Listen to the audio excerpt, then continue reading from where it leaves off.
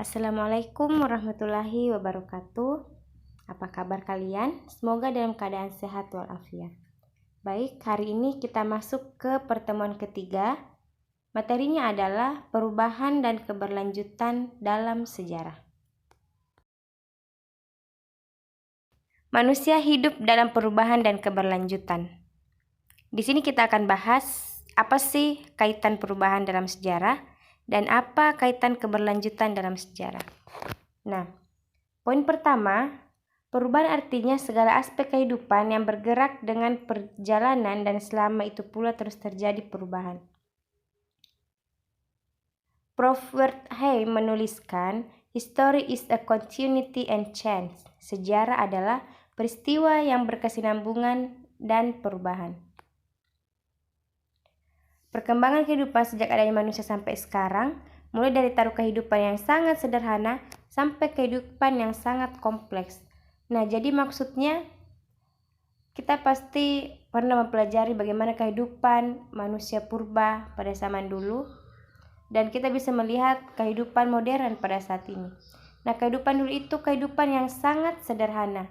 Peralatannya sederhana, pakaiannya sederhana, dan kehidupannya serba sederhana. Jika kita melihat sampai sekarang, tentu ada perbedaan. Kehidupan sekarang itu sudah sangat modern dan sudah sangat kompleks. Nah, jadi sejarah itu ternyata memiliki perubahan dari yang sederhana sampai ke taraf yang kompleks. Ada beberapa perubahan dalam sejarah itu. Yang pertama, ada evolusi. Ada yang tahu apa itu evolusi? Nah, evolusi adalah perubahan yang terjadi secara lambat. Misalnya kita mungkin pernah mendengar teori evolusi Darwin. Ada yang tahu tidak apa itu teori evolusi Darwin? Nah, teori evolusi Darwin adalah teori yang mengatakan bahwa manusia itu berasal dari kera yang kemudian berevolusi menjadi manusia modern. Kemudian selanjutnya adalah revolusi. Jadi revolusi ini adalah kebalikan dari evolusi. Kalau evolusi tadi adalah perubahan secara lambat, maka revolusi adalah perubahan yang terjadi secara cepat. Mungkin kita pernah mendengar revolusi Amerika, revolusi Indonesia. Di mana revolusi Indonesia itu misalnya dia adalah saat-saat ingin merebut kemerdekaan atau ingin memperjuangkan kemerdekaan Indonesia. Itu berlangsung dalam tempo waktu yang cepat, berbeda dengan evolusi manusia misalnya yang berasal dari kera menurut teori Darwin. Ini menurut teori Darwin ya. Jangan kita membandingkan teori Darwin ini, teori evolusi manusia, dengan penciptaan manusia menurut agama Islam. Karena itu tidak akan pernah ketemu, sangat berbanding terbalik. Tapi teori Darwin ini adalah sebuah teori yang memang harus kita tahu karena pernah ada ahli yang menemukan temuan-temuan seperti itu. Saya mau perjelas sedikit tentang teori Darwin. Jangan sampai ada kesalahpahaman tentang teori Darwin ini. Jadi teori Darwin ini ditemukan oleh Charles Darwin. Dia mengatakan bahwa manusia itu berasal dari kera yang kemudian berevolusi menjadi manusia modern. Seperti di gambar bisa dilihat. Dalam gambar tersebut awalnya dari kera, kemudian lama-kelamaan menjadi manusia modern yang berjalan tegak. Tentu banyak yang bertanya, kita kan di Islam ada pedoman bahwa manusia pertama itu adalah Nabi Adam. Lantas kenapa kita harus mempelajari teori Darwin ini? Baik. Jadi kita sebagai umat Islam tentu harus mengimani bahwa manusia pertama itu adalah Nabi Adam, bukan dari kera menurut teori Darwin ini. Tetapi kenapa teori Darwin ini masih dipelajari sampai sekarang? Karena kita harus mengetahui bahwa di dalam ilmu pengetahuan pernah ada temuan-temuan seperti itu. Pernah ada teori seperti yang dikemukakan Darwin. Terlebih sebenarnya sudah banyak penelitian yang meragukan bahkan mematahkan teori Darwin ini. Tetapi tetap kita pelajari terutama dalam sejarah karena kita mempelajari ternyata dalam sebuah sejarah itu pernah muncul teori yang sangat besar dan sangat berpengaruh seperti teori Darwin ini. Jadi kita jadikan sebagai salah satu ilmu pengetahuan. Selanjutnya adalah keberlanjutan dalam sejarah. Keberlanjutan artinya, dalam mempelajari sejarah, kita harus menyadari bahwa segala rangkaian peristiwa sejarah sejak ada manusia sampai sekarang adalah peristiwa-peristiwa yang terus berkelanjutan.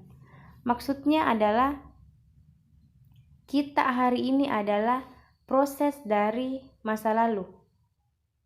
Mungkin ada yang lebih bingung lagi ya. Jadi adanya kita hari ini adalah tidak terlepas dari kehidupan-kehidupan sebelum kita. Misalnya Indonesia hari ini. Indonesia hari ini tidak terlepas dari peristiwa sejarah yang terjadi sejak zaman kerajaan Islam, penjajahan, kemerdekaan sampai Indonesia yang sekarang. Jadi kehidupan kita di Indonesia sekarang ini tidak terlepas dari perjuangan para pendahulu kita untuk merebut kemerdekaan. Contoh yang lebih sederhana adalah diri kita sendiri.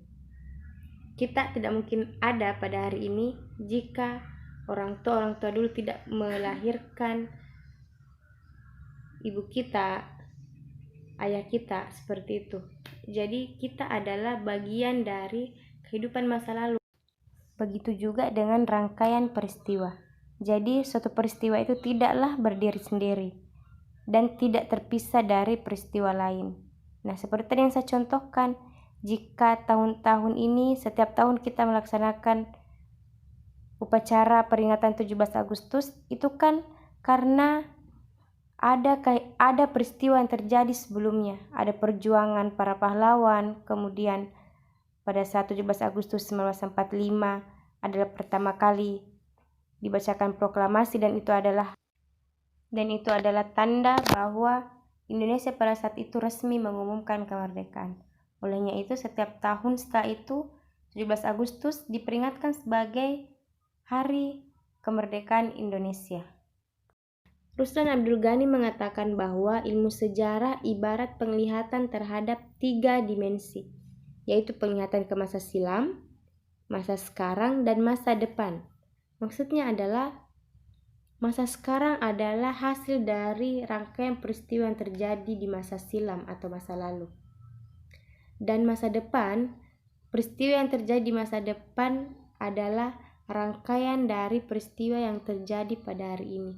Jadi maksudnya yang terjadi hari ini adalah keberlanjutan dari masa lalu, dan yang akan terjadi masa depan adalah hasil dari peristiwa-peristiwa yang terjadi pada hari ini. Salah satu ahli yaitu Arnold J. Toynbee mengemukakan bahwa mempelajari sejarah adalah mempelajari masa lampau untuk membangun masa depan. Sekian untuk pertemuan ketiga kita ini. Terima kasih atas perhatian kalian. Tetap semangat belajar walaupun di rumah aja, karena apa yang kita tanam hari ini itu yang akan kita tuai nanti. Dan ingat, proses tidak akan pernah mengkhianati hasil. Jadi tetap semangat belajarnya ya. Sekian, assalamualaikum.